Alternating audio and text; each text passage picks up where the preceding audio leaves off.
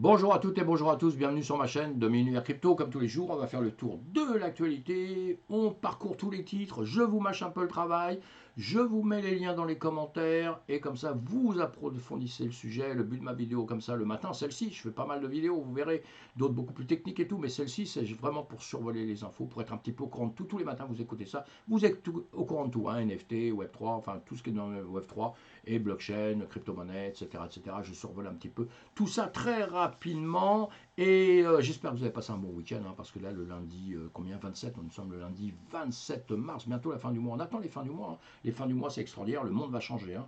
Et non, allez ça change pas, alors on attend la fin de l'année, mais l'année non ça change pas non plus, donc on attend quoi, les décennies, non le monde ne change pas non plus, et on va attendre l'an 3000, bon l'an 3000, non j'irai pas, mais l'an 2000 j'ai bien connu, hein. On a pensé que tout allait changer, hein, même la fin du monde hein, mes amis, hein. Et ben non, il n'y a rien arrivé, on a continué simplement, avec des hauts, avec des bas, avec des hauts et des bas, 2008, etc. J'ai plein de dates comme ça à vous donner, et 1987 avant 2000, etc. Bon, plein de choses à vous donner. Et donc, la vie continue. Alors, ce qu'il faut dans la vie quand même, c'est prendre des forces. C'est quand même avoir des forces, hein, justement, puisqu'on est toujours un peu inquiet de ce qui peut se passer par la suite. Et quand vous avez des forces, vous pouvez faire face à tout. Donc, il vous faut des week-ends. Il faut vous reposer dans les week-ends. Il faut prendre des forces. Il faut voir ses amis. Il faut voir sa famille. Il faut s'amuser. Il faut se reposer. Il faut dormir. Il faut voir des films. Faut faire ce qu'on veut, quoi. Hein, du vélo, si vous en avez fait de faire du vélo, de la natation, ce que vous voulez. Mais vous détendre, prendre des forces le week-end, samedi, dimanche ou n'importe quel jour, on s'en fout. Hein. Il faut prendre une journée de temps en temps, 2 jours de temps en temps pour se requinquer, pour pouvoir attaquer justement tous les écosystèmes dans lesquels vous êtes évidemment. Et nous, nous sommes dans l'univers de la crypto-monnaie. Eh bien, moi, ce week-end, j'ai repris des forces. J'ai repris des forces avec un groupe qui s'appelle le groupe Cryptotagine. Je leur passe le bonjour pour ceux qui regardent cette vidéo. J'ai passé un week-end extraordinaire, soft, hein, un petit peu mangé, des côtes de bœuf. Mais bon, dans la région là-bas, ils sont bien nourris, hein, donc côte de bœuf, comme ça. On a bu un peu, avec modération, hein, modération. Mais bon, les modérations, on a fait quelques modérations, vous voyez, donc c'était pas mal, c'était pas mal.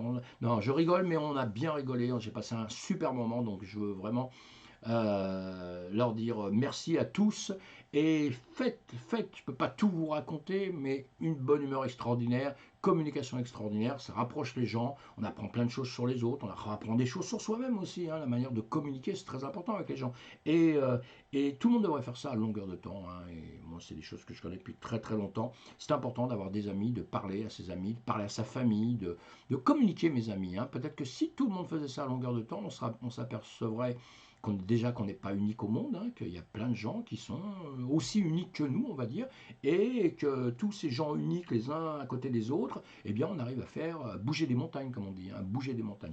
Donc voilà, c'était juste pour dire ça, prenez des forces, profitez bien, les cryptotagines, salut, et à bientôt. Et on va avancer un petit peu parce qu'on n'est pas là pour rigoler, on est là pour parler un peu de notre écosystème, mes amis.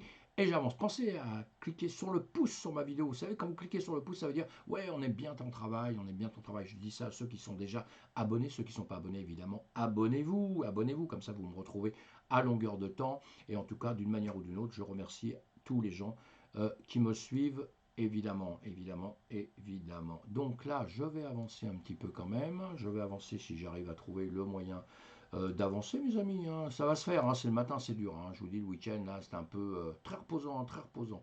Bon, pas beaucoup de sommeil, mais beaucoup de choses positives. Donc, ça, c'est très reposant. Allez, on a un BTC 27 882, un ETH à 1746. Bon, bah écoutez, voilà, tout va bien dans le meilleur des mondes. On est sur une zone actuellement. On voit ça sur d'autres graphiques à d'autres moments. On a une carte thermique des coins là plutôt rouge, plutôt grise un petit peu dans l'ensemble, en train de réfléchir hein, peut-être. Hein. Sinon, sur un autre graphique, on a à gauche CME, le S&P 500, le Nasdaq.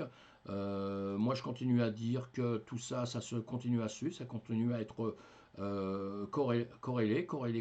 Il y a des petits mouvements qui sont un petit peu différents, mais en ce moment, depuis X temps, si vous regardez le BTC1, le CME, et puis vous regardez le Nasdaq, bon, ça se suit quand même de très proche.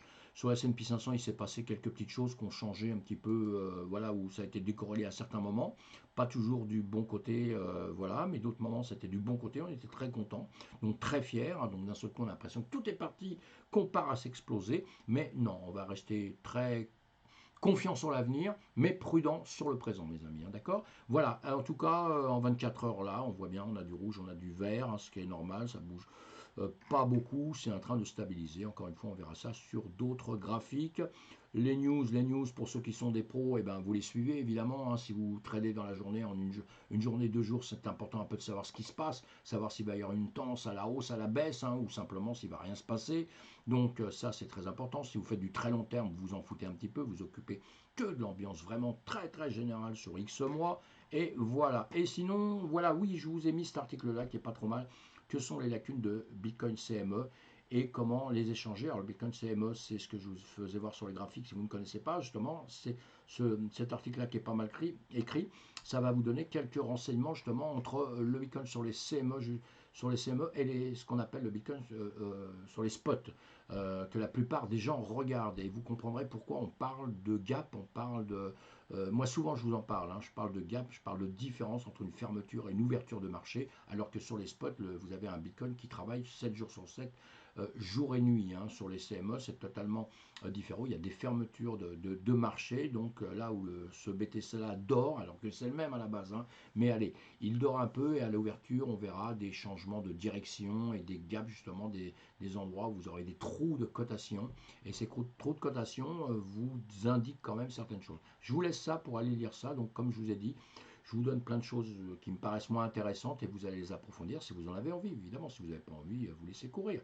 C'est sur le cofondateur de Terra dans le collimateur sud-coréen après l'arrestation de Do Kwon. Bon, ça, on a appris. Hein, Do Kwon, ça y est, boum, il est pris. Alors maintenant, on va aller chercher les autres, ses autres petits copains, parce qu'ils ne travaillent pas tout seuls. Hein. Alors, donc, en gros, c'est ça. On va aller chercher ses autres potes et puis on va essayer d'aller questionner tout le monde et de voir un peu tout le souk qu'il y a dans tout ça, parce que c'est pas clair du tout. En tout cas, ce qu'on a bien compris pour l'instant, c'est qu'il y a quand même arnaque. Donc voilà, allez pareil, hein, les liens, vous verrez tout ça. Les développeurs de CryptoLander Como utilisent des bitcoins enveloppés pour une arnaque de sortie de 4 millions de dollars. Pareil dans le week-end, là, un problème, une arnaque. Pour voler efficacement 4 millions de dollars de fonds d'utilisateurs. Voilà, moi, ce qui m'intéresse à lire. Maintenant, ce qu'on va voir dans le futur, est-ce qu'il va être pris, pas pris, est-ce que c'est encore de l'argent que les gens vont perdre? Et parce que ça, c'est très embêtant. Maintenant, ce qui m'intéresse dans les arnaques, puisqu'on a compris, hein, à longueur de temps, je vous en parle, on a eu beaucoup de sortes d'arnaques. Il y en a beaucoup. Hein. Honnêtement, il y en a beaucoup trop que ce qu'il devrait y avoir. C'est pour ça que je vous en parle. Et je ne suis pas négatif. Moi, je suis positif, hein, sur la crypto, sur la DeFi, sur tout ça. Je suis vraiment positif. Hein. Mais ce qui existe, existe. Hein. Donc maintenant, ce qui nous intéresse de voir, c'est comment on arrive à combattre tout ça. Et comment on se sort de ça quand on est sauvé de situation, quand l'argent perdu revient. Hein, vous voyez où je veux en venir. Hein, parce que si à tous les coups, l'argent fait que partir, on n'arrive jamais à choper tous ceux qui sont des petits bandits. Hein, comme je disais dans le temps, vous savez, tout le monde allait voler celui qui voulait voler une banque, hein, aux USA. Ben, il prenait ses pistolets, il prenait son cheval, il allait à la banque, il la braquait, il faisait son casse, il partait, on le chopait, on le pendait, ou je sais pas quoi, mais bon, ça décourageait un petit peu tous les autres de le faire. Bah aujourd'hui, les mecs, ils font ça dans leur lit avec leur ordinateur, tac, tac, tac, tac, et puis ils arrivent à casser, hein, en gros, hein, pour ça, pour schématiser, ils arrivent à casser tout ça, casser les clients, mais ils bougent pas de chez eux avec leur petit café à la main,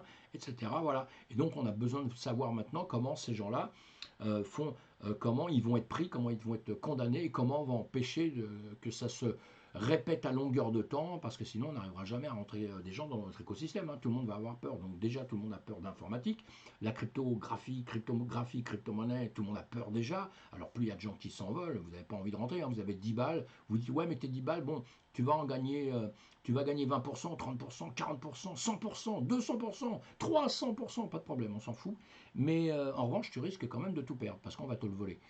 Évidemment qu'on ne va jamais rentrer les gens dans un écosystème, on ne va pas rentrer une grosse masse de gens à cause de problèmes comme ça, évidemment. Hein. Allez, j'avance, j'ai dit que je faisais du cours, mes amis. Alors, Betcanis nous dit quoi? Le directeur général de Titanium Blockchain, Michael Stollery, a été condamné à une peine de 4 ans de prison pour son implication dans un scandale d'offre initiale de pièces de monnaie en 2018 qui a laissé des investisseurs de 21 millions de dollars de leur poche. Voilà, vous voyez ce que je vous disais tout à l'heure. Donc on a besoin de savoir si les mecs vont être repris après. S'ils sont pris, comment on va en rendre l'argent. Donc on va suivre tout ça. Évidemment, vous allez lire tout ça, hein, si vous êtes des pros de ce genre d'informations. C'est important. Le commerçant vétéran Ton Weiss déclare que la rupture de Bitcoin est imminente et prévoit des rallyes prolongés pour le meilleur des actifs graphiques. Oui, bon, honnêtement, il ne faut pas être un devin aujourd'hui. On sait tous, parce que même le marché traditionnel, je peux vous dire que même cata, 2022, une cata, tout s'est effondré. Bon, moi, si je veux être demain, je vous le dis, de toute façon, demain, ça va aller mieux. Bah, bien sûr, demain, ça va aller mieux. On sait pourquoi, parce que ça a toujours été comme ça, mes amis. Il y a toujours des retracements, il y a toujours des gros moments très durs où tout s'effondre et après, on refait, ça repart. Hein. Parce qu'une fois qu'on est bien habitué à tout ce qui ne va pas, c'est un peu magique hein, dans l'histoire humaine. Une fois qu'on a eu des grosses catastrophes, on reconstruit toujours. L'histoire humaine est comme ça, et pour la finance, c'est exactement la même chose. Hein. Donc voilà, allez, tout ça, vous allez les lire, vous avez les liens, vous allez approfondir tout ça. Lui, il m'a fait une erreur 404, donc je ne vais même pas vous en parler. Coindesk nous dit quoi? Les premiers citoyens à acheter les dépôts et les prêts de la Silicon Valley Bank, on a rappelé Silicon Valley Bank, hein, dans le cadre d'un accord de 55,5 milliards de dollars avec la FDIC. Alors, la Federal Deposit Insurance Corp, FDIC, a annoncé dimanche soir aux États-Unis qu'elle avait finalement un accord avec la First Citizen Bank basée à Raleigh, en Californie du Nord, pour acquérir les dépôts et les prêts de la Silicon Valley Bank en faillite. Donc tout ça, on l'a bien compris, hein, c'est en train de s'arranger, des rachats, beaucoup d'argent qui arrive, hein, des États-Unis, des USA, les banques qui vont leur faire un petit peu de billets, enfin, l'État est là pour défendre tout le monde. Je vous en ai déjà parlé beaucoup, alors j'essaie de raccourcir.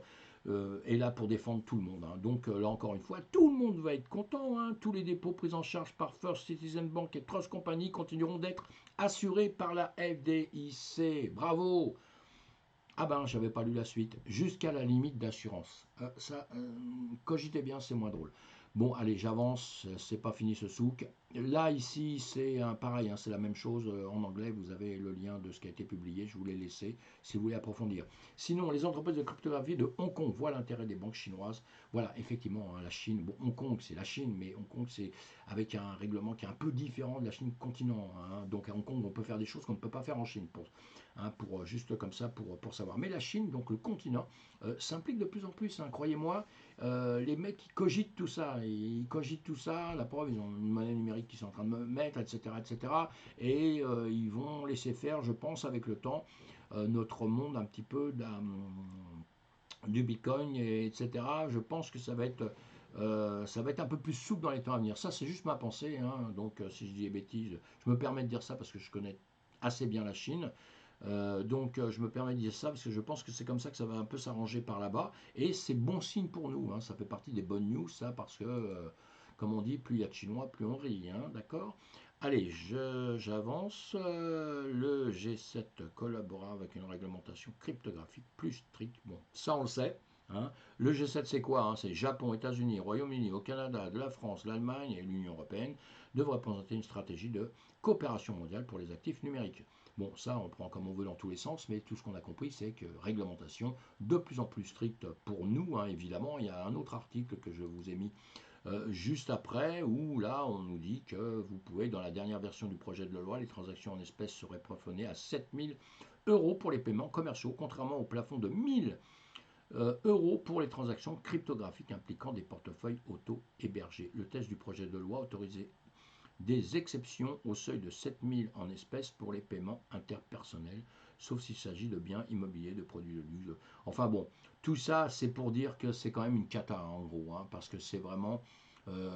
vous avez de l'argent, vous en faites pas ce que vous voulez. Hein, je simplifie tout ça, mais vous avez de l'argent, tu as 100 millions, bah, tu dépenses pas ton argent comme tu veux, hein, mon petit coco. Tu dois faire voir patte blanche et tout, on doit savoir pourquoi tu veux dépenser ton argent. Quand vous allez dans une banque, c'est pourquoi tu veux prendre ton argent. Qu'est-ce que tu vas en faire? Tu as ton argent chez nous. Il n'est pas bien chez nous, il est en train de dormir depuis ce temps-là. Pourquoi tu le reprends? Qu'est-ce que tu vas faire? Qu'est-ce que tu vas racheter avec? Vous voyez? Eh bien, on voudrait bien appliquer tout ça juste à la crypto-monnaie. Hein, exactement, c'est ça, c'est tout. Et je ne vous parle pas de la DeFi, hein, finance décentralisée, qui normalement, finance décentralisée, rien à voir avec ce monde-là. Et ça, on voudrait bien pouvoir mettre ça sous un globe quelque part et dire, voilà, vous n'avez le droit à rien. Allez, on avance, on verra ça à longueur de temps. Bitcoin sur les traces d'Ethereum, c'est ce que veut Greenpeace. Greenpeace, il déconne un peu parfois. Hein. Greenpeace attaque Bitcoin. Greenpeace s'en prend une nouvelle fois au Bitcoin à travers sa fameuse campagne baptisée Changer le code, pas le climat. L'organisation continue d'exhorter les développeurs de la blockchain à passer vers la proof of stake, tout comme l'a fait l'homologue de la crypto-monnaie concurrence Ethereum. Ethereum, c'est Ethereum, je ne vais pas cracher dessus, j'aime bien Ethereum, il n'y a pas de souci, avec des projets dessus qui sont bons, avec un écosystème qui se développe extraordinaire. Le Bitcoin, c'est le Bitcoin, mes amis. Le Bitcoin, c'est le Bitcoin. Pour moi, le Bitcoin, il ne doit pas passer proof of work à proof of stake, même pas en rêve, quoi, même pas en rêve. c'est celui qui est le plus sécurisé pour l'instant, donc on va le garder comme ça, hein, si vous voulez bien, hein, d'accord. Et puis, si vous me demandez mon avis, bah, je vous la donne, hein, si vous ne me demandez pas, bon, bah, tant pis, je vous l'ai donné. On garde ça comme ça. En plus de ça, on est en train de travailler, enfin, on n'est pas moi, je fais rien, hein, j'écoute simplement et je suis tout ça de près, hein, c'est pour ça aussi ces vidéos, pour qu'on soit informé un petit peu de tout ce qui se passe. Eh bien, on est en train de travailler sur des énergies beaucoup moins énergivores et sur des énergies vertes, hein. Donc, voilà, donc pour l'instant, il faut laisser un peu faire. Et puis, si on cherche des choses qui consomment énormément, qui coûtent énormément, peut-être aller dans notre monde traditionnel, parce qu'à mon avis, on peut les additionner. On va voir que le Bitcoin à côté, c'est pas grand-chose, hein, malgré tout ce qu'on veut dire. Allez, tout ça pareil, vous allez voir tous ces articles-là. Ici, classement des capitales. Ah oui, je vous ai mis ça pour au classement des capitales crypto. C'est un vieil article de Journal du Coin du 6 février, c'est pas très vieux quand même, hein, mais où on vous donne justement la liste, hein, des pays qui sont un petit peu en tête, comment ils vont se placer, parce que ça quelque part c'est important, parce que on est en train d'évoluer, on est en train de grandir, hein. Alors nous on est en train de réglementer, on a des réglementations, alors on disait les USA ce sera plus cool que l'Europe, et puis d'un seul coup on se dit ah merde, les USA ça va être pire que l'Europe, enfin bon, tout tant que c'est pas terminé, c'est pas terminé. Et puis après ça va s'adapter, ça va s'adapter parce que ce qu'on ne pourra pas faire en endroit, je parle du monde de la DeFi, hein, déjà avec la crypto, bon, on ira le faire autre part. Une entreprise qui ne peut pas, aujourd'hui, nous sommes dans une mondialisation, il ne faut jamais oublier. Un type qui monte une entreprise ici en se disant, voilà, moi je veux faire ça, fais ça, il regarde les lois, parce qu'attention, s'il ne regarde pas les lois, c'est qu'il est complètement stupide, hein, parce que quand ça va lui tomber dessus, ça va faire très mal. Même s'il travaille un peu, il va être rectifié. Donc il faut regarder ça tout de suite. Vous voulez monter un projet, vous regardez s'il est réglementé, si vous pouvez faire tout ce que vous voulez dans votre pays. Et aujourd'hui, la chose qui est bien ou pas bien, je suis pas en train de, je dis juste ce qui existe. Si vous montez une entreprise, que vous apercevez que malheureusement tous vos concurrents sont à l'étranger, donc dans beaucoup de pays étrangers, et eux ils vont avoir la main, comme on dit, la main leste, pas la main leste, enfin, qui vont avoir les facilités possibles pour faire un peu ce qu'ils veulent. Et vous, vous allez tellement réglementer que de toute façon, vous n'allez pas être compétitif. Bah, d'entrée, il faut partir à l'étranger, c'est tout, hein. Et je ne suis pas en train de dire à tout le monde partez à l'étranger, évidemment, hein, évidemment. Mais c'est ce que nous disent les lois. Voilà, si vous êtes content chez nous, vous arrivez à vous réguler chez nous, bah restez là. Et sinon, bah ciao, on n'a pas besoin de vous, partez autre part. C'est ce qu'on nous dit simplement, hein. Donc voilà, après on verra bien comment tout ça, ça va se passer. On va voir comment notre écosystème va réussir à grossir chez nous. Tout. The Block nous dit quoi? Alors, ça c'est pour le Nasdaq, et donc on a le Nasdaq affirme que l'appétit institutionnel pour la crypto est stable, alors qu'il complote la mise en détention. Le commerce, ça c'est pas mal, c'est une annonce qui est pas mal, puisqu'on sait que dans le Nasdaq, eh ben, ils vont se débrouiller pour travailler avec la crypto-monnaie, voilà, en gros pour simplifier les choses. Et donc ça c'est bon signe, hein, quand même, hein. Ça veut dire que quand même il y a quand même beaucoup de gens qui s'aperçoivent que la crypto, que c'est pas mal, que ça peut rapporter, hein, que ça peut rapporter, sinon ils ne s'y intéressent pas du tout. Et surtout, quand vous voyez le Nasdaq qui s'intéresse de près à ça, ça veut dire qu'il y a une grosse quantité de clients qui sont intéressés, évidemment. Donc ça c'est bien. Pareil, dans les bonnes news, il y a des bonnes news, il y a des moins bonnes news. Alors Binance a acquis 5 millions de Matic d'un portefeuille inconnu. Voilà, acheté, voilà ce qu'on fera après. Voilà, vous lisez ça, je ne vais pas rester plus longtemps là-dessus, on verra bien. Coinbase soutiendra les candidats pro-crypto aux élections américaines. Ouais, alors ça encore, ça j'aime pas. Honnêtement, je donne mes avis, hein, c'est ma chaîne, donc je donne mes avis, évidemment. Vous me direz si vous pensez comme moi ou pas, évidemment, vous avez le droit. Journal du Coin, c'est pas contre lui que j'ai quelque chose, c'est quand Coinbase là qui soutient les candidats pro-crypto aux élections américaines. Mais il ne faut pas mélanger les. Faut pas mélanger politique, pas politique. À la limite, faut laisser tomber ça. On a vu avec FTX, hein, tout ça. Qu'est-ce qu'ils ont besoin, ces mecs qui font du gros business, de rentrer dans le côté politique? Alors là, j'ai bien compris. Il va soutenir les candidats pro-crypto aux élections, machin. Mais il y aura des pro-crypto dans tous les niveaux, hein. Il y a pas, faudra pas être gauche, droite, machin, pour qu'il y ait des gens pro-crypto ou pas. Pour moi, c'est deux choses qui sont différentes. Et je pense qu'on ne met pas de politique, on ne commence pas à dire, toi, vas-y, parce que justement, ils vont tenter des gens qui vont se dire pro-crypto, ils vont balancer, donc ça veut dire qu'ils vont forcer les gens de la crypto pour aller voter vers un mec qu'ils n'aiment pas trop à la base, mais le mec il dit ouais moi j'adore la crypto, vas-y Coco, je vais t'aider, et puis maintenant c'est pour les gens qui n'ont pas encore bien compris la politique, quoi. Parce qu'en politique, mes amis, on va vous dire ce que vous aimez. Donc vous allez, on va vous dire ah ben moi la crypto j'adore, mais une fois qu'il va être élu il va dire ouais mais j'adore, mais il y a un truc que j'avais pas vu, il y a une réflexion à avoir, donc on verra ça plus tard, quand j'aurai terminé mon mandat, on verra pour au prochain mandat. Au prochain mandat, je vous dirai, ouais, j'ai bien réfléchi, c'est vrai, j'ai rien fait pendant mon mandat, mais maintenant il est temps, donc vote encore pour moi. Allez, je déconne, on va dire, on va croire que c'est une chaîne comique. Nvidia, STO, Slam, Crypto. Alors eux, je vous le mets en français. Voilà, comme ça vous faites la même chose que moi hein, si vous avez, quand vous avez des articles. Voilà. L'IA offre de réels avantages sociétaux et pas les cryptos. Bon, ça c'est un article un peu contre nous hein, en disant que l'intelligence artificielle c'est extraordinairement mieux pour les gens que la crypto. Bon, ça, voilà, vous irez voir ça. En revanche, Kagan a comparé les crypto-monnaies au trading à haute fréquence, une industrie qui avait auparavant profité à sa société Mellanox avant son acquisition par Nvidia, tout en reconnaissant que les clients achètent leurs produits. Il a souligné que Nvidia ne dirigeait pas de tout cœur l'entreprise pour prendre en charge les crypto-monnaies. Voilà, également noté le récent succès de Nvidia. Bon, ça, je ne sais même pas pourquoi je suis resté là-dessus un petit peu sur cet article-là. Vous allez approfondir si vous voulez. Voilà, aujourd'hui on a bien compris hein, que l'intelligence artificielle, si vous voulez faire quoi que ce soit, vous dites intelligence artificielle, hein, pour parler de vous d'une manière ou d'une autre. Hein. C'est pour ça que j'avais mis un peu l'article en disant que méfiez-vous un petit peu de tout ce qui se passe aujourd'hui avec intelligence artificielle. Hein. Tout le reste c'est de la daube, intelligence artificielle, c'est pas mal. Mais attention, même moi je dis c'est pas mal, hein, parce qu'il y a des changements qui sont en train d'évoluer, qui sont en train de se faire actuellement, qui sont extraordinaires. Hein, et on va voir où ça va nous entraîner, tout ça justement. Parce que quand il y a du pour, il y a toujours un peu de contre quelque part. Il faut faire attention. Hein. Un stablecoin indexé à l'inflation, c'est ce que souhaite Base, le layer 2 de Coinbase. Voilà, je pense qu'on en avait déjà parlé, hein, dévoilé à la fin du mois de février. C'est ça le layer 2 Base de Coin, construit sur la technologie d'Optimism, est actuellement en testnet afin de fournir le réseau en application. Base a ainsi suggéré différentes idées à destination des développeurs dont l'une pourrait rencontrer l'intérêt des investisseurs si elle venait à se concrétiser, un stablecoin indexé à l'inflation. Voilà, alors pareil, vous lisez tout ça pour pas faire du trop long ici. Et Cryptos qui nous dit toujours beaucoup de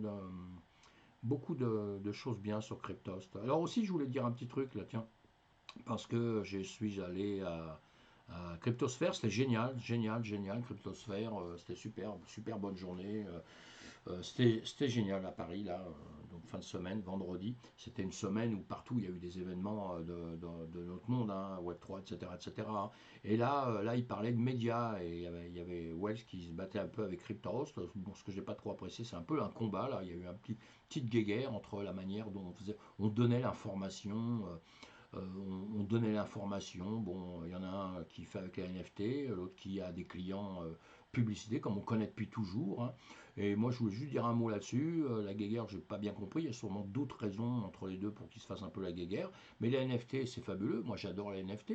Mais que vous gagnez votre argent juste grâce à des clients qui vous donnent les NFT, qui vont vous payer vous grâce aux NFT que vous allez leur vendre, en gros, puisqu'il faut bien sortir des salaires, il faut bien sortir des bénéfices dans une entreprise. Hein. C'est pas ça qui va donner les bonnes infos. C'est une manière de se faire payer. Entre une manière de se faire payer les bonnes infos, maintenant, je comprends aussi Cryptos, lui, il a des gens qui viennent chez lui donner beaucoup d'argent pour une marque, un truc comme ça, on lui dit, bah, soutiens notre marque.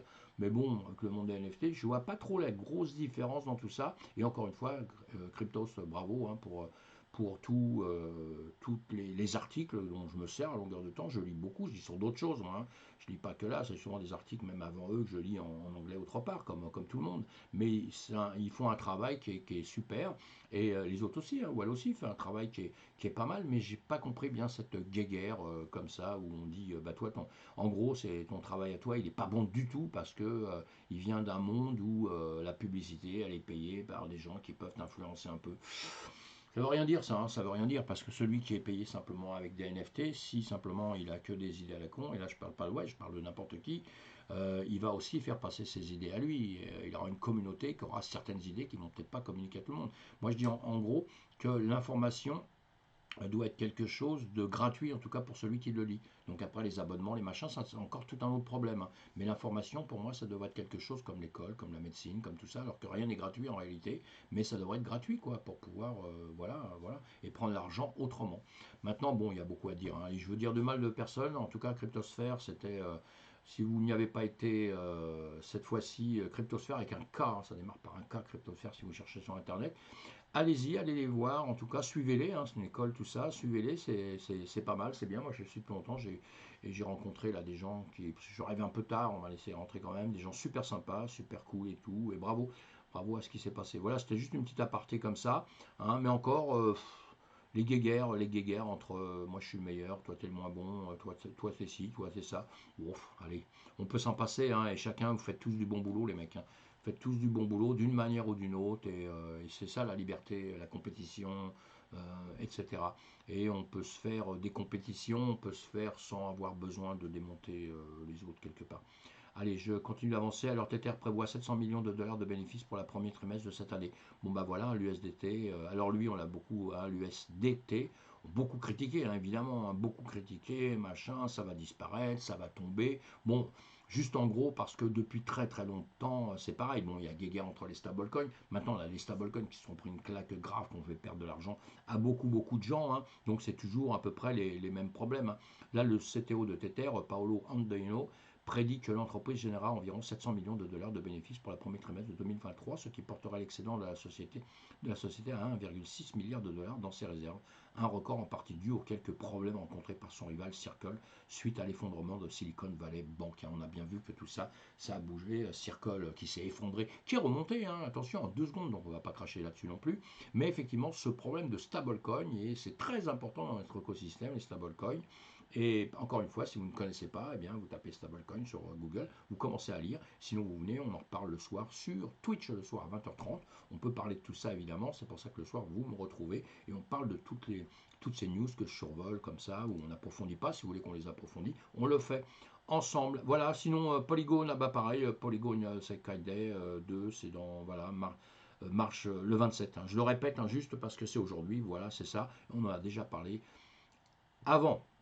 Et ça, c'était quoi C'était quoi Wimad présente. Ah oui, ça, petite news si vous ne connaissez pas. Hein, de temps en temps, je mets des. J'ai aucun intérêt, aucun lien dans tout ce que je vous présente, moi. Hein. Je vous le fais parce que j'ai envie.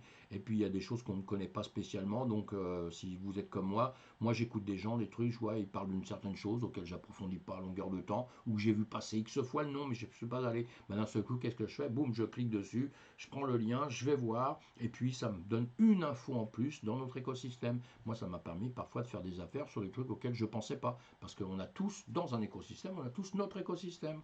Et donc, on ne peut pas être partout. Donc, les news sont toujours, moi je dis, dans tous les cas de figure, les news sont toujours bienvenues. Voilà, mes amis. On a donc un BTC qui est tout le temps qui arrive vers les 28 000, hein, le TH 1700 et quelques. On garde la force, on reste cool. On pense à s'abonner à ma chaîne si, encore une fois, vous ne l'avez pas fait. Si vous l'avez fait, 1000 fois merci d'être là. Encore une fois, je remercie les Cryptotagines, le week-end que j'ai passé avec une équipe d'élite.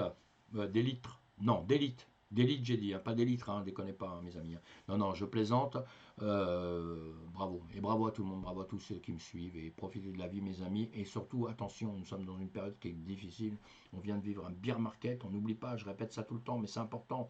Parce qu'attention au FOMO, hein, il y a des périodes comme ça qui vont être un peu meilleures que d'autres. Mais on n'est pas encore sorti de toute la misère pour l'instant. Ça viendra, il y aura une période, vous verrez, où on va s'éclater, où moi-même je serai le premier à vous dire, ouais, ça y est, c'est bon, c'est super, on y est, etc. Et j'aurais peut-être raison à 90%, mais les 10% sur lesquels j'ai tort, c'est peut-être celui qui vont nous retomber dessus. Hein, voilà. Alors donc on fait très attention. Ciao, ciao, à bientôt.